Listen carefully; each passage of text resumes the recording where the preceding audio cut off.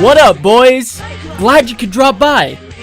And hey, while you're here, let Example hang out with you a bit today. We've got some actually cool weeb shit to talk about. Let's talk quickly so I can go back to watching Luca T-pose for the rest of my life.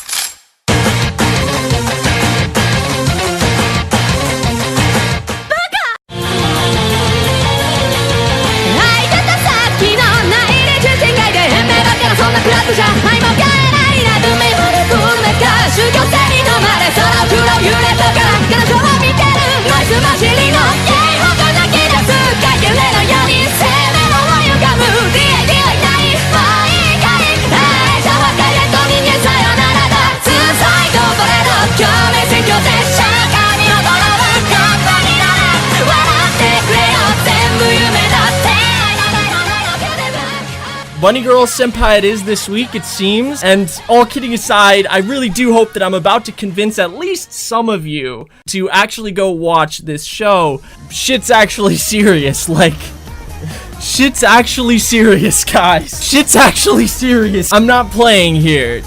I love this series. Bunny Girl Senpai, I fucking love it. Literally, I've been a Bunny Girl Senpai stan from launch to now, and I will be forevermore. Shit is actually serious. I'm in love with it. Everyone knows it. I still get tons of raw ass down players and haters in my mentions, in my inbox, subtweeting me, talking shit, cancerous as fuck, fodder behavior, and all of them, they're all getting cucked, just massively. Some say they're still being bukkakied as we speak. Am I a little biased? Yes, I'm clearly biased in favor of romance. Obviously, this changes nothing. All right, let's not go down that road. In fact, let me just get right to work instead. Boldly sexing up Bunny Girl on camera, evangelizing it in an attempt to convert as many of you as possible. Does this mean that I refuse to acknowledge any of the series' flaws? Of course it does. As it turns out, this is the timeline where I ignore pretty much all the problems with Bunny Girl and spend the whole video excitedly jacking it off instead. Now, let me just try to quickly explain for you here how godly the writing in this series even is. I mean, I could care less, from the start, from jump, about the quality of the plot. It's pretty much meh as fuck, actually, especially for most of the early arcs, but the plot gets bodied by the quality of the characters and dialogue. I am super hard for the characters and dialogue. The overall technical execution is so fucking good that it's actually almost jarring at times, physically jarring, especially if you go in blind. If you were to just casually start up episode 1 with no idea what you were in for, Bunny Girl Senpai would cock slap you into absolute oblivion.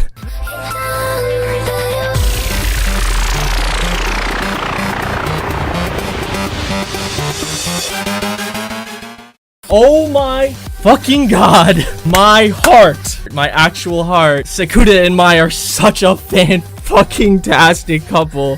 Holy shit, man. I seriously, legitimately like them a lot. Jesus. You'll hardly even notice how literally trash and completely uninspired the underlying plot is. I'm telling you, family. I'm telling you. This is rare. This is a rare one.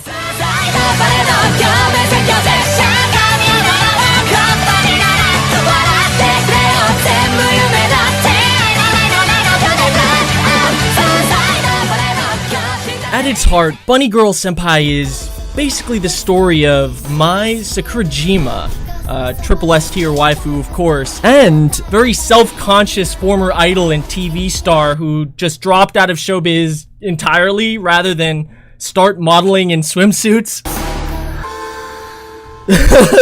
God fucking damn it. This shit again. Fucking kill myself. I already had to slap Atlas once over this same exact bull jive 2 in the Tokyo Mirage Sessions video. Actually, this deserves to get slept even more than that did.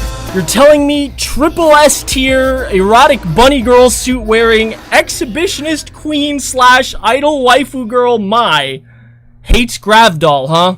Yeah? A girl with this personality, who looks like this. Nah, I'm sorry. That's some fucking bullshit.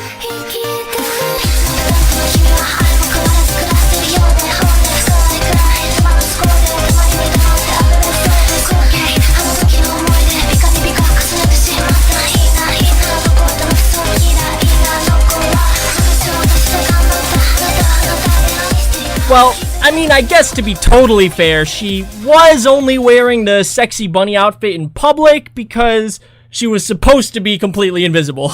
Not to Sakuda Susagawa, though.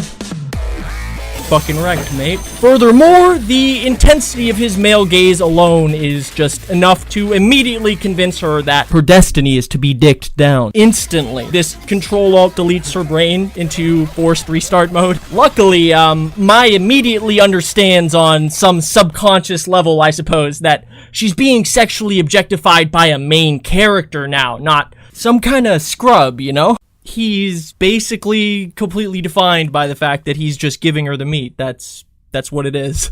Sakuda would just be an utterly pointless person without her in his life. He's just really got nothing else going on except the whole, I don't know, cool, calculated savagery thing, I guess. But luckily for him, in episode 1, his character evolution, if you will, is jump-started by a million trillion years after running into Mai at the library. And, if you think about it, that makes sense. As you can clearly see, this eponymous bunny girl costume that she's wearing at the time would certainly be enough to accelerate anyone from random background nobody to male romance anime lead. Well, Mai.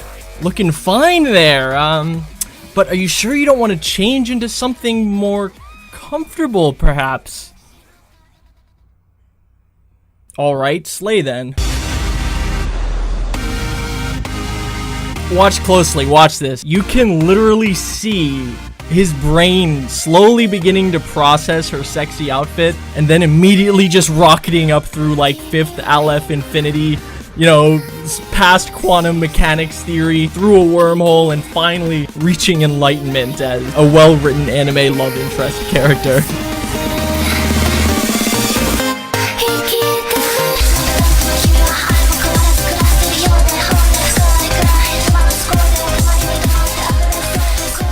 And yeah, from that moment on, as the early episodes in the first arc start to fly by, Mai and Sakuda do pretty much nothing else but develop their strange relationship, spending all of their time together, of course, immediately. And, you know, for all the good shit I was talking earlier, you know, about the mediocre early plot, the story does actually do a decently good job of justifying this in-universe. He just negs her like once or twice and boom, totally inseparable from that moment on. Actually, we just kind of post up with them for a bit, I guess. Just watching, you know, as they flirt openly with each other while acting totally disinterested. And also just watching her basically emotionally jerk him off vigorously for hours and hours on end. Honestly, I'm pretty much convinced this must be the most emotionally and intellectually wanked guy in the universe by the time episode 3 rolls around. Mai just does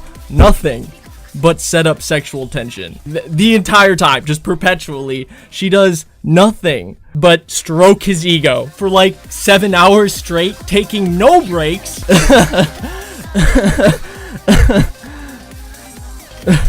Really, I can't wait for the movie to drop in 2019 too, early 2019. It's very exciting.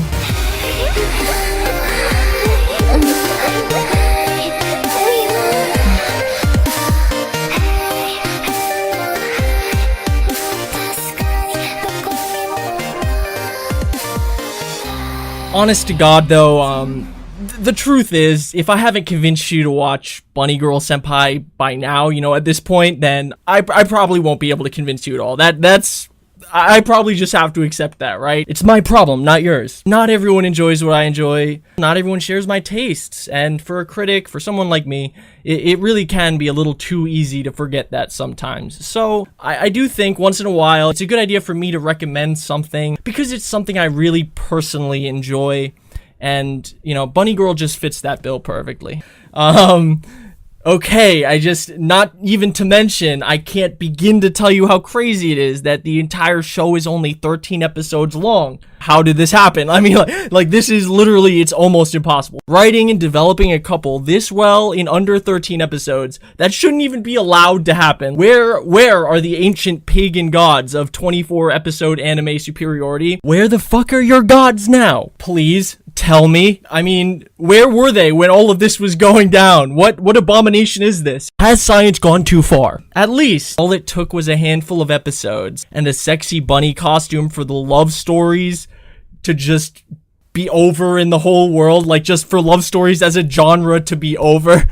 Solved. I mean, a solved genre. Seriously now. Like, I mean, I guess if you prefer action or horror or gore or, you know, shonen or something like that, I guess you're off the hook, fine. You just prefer some other genre, but romance is over. I mean, it's done. Love stories are just done. From now on, from this point on until we all watch Bunny Girl Senpai like 350,000 times, start to finish.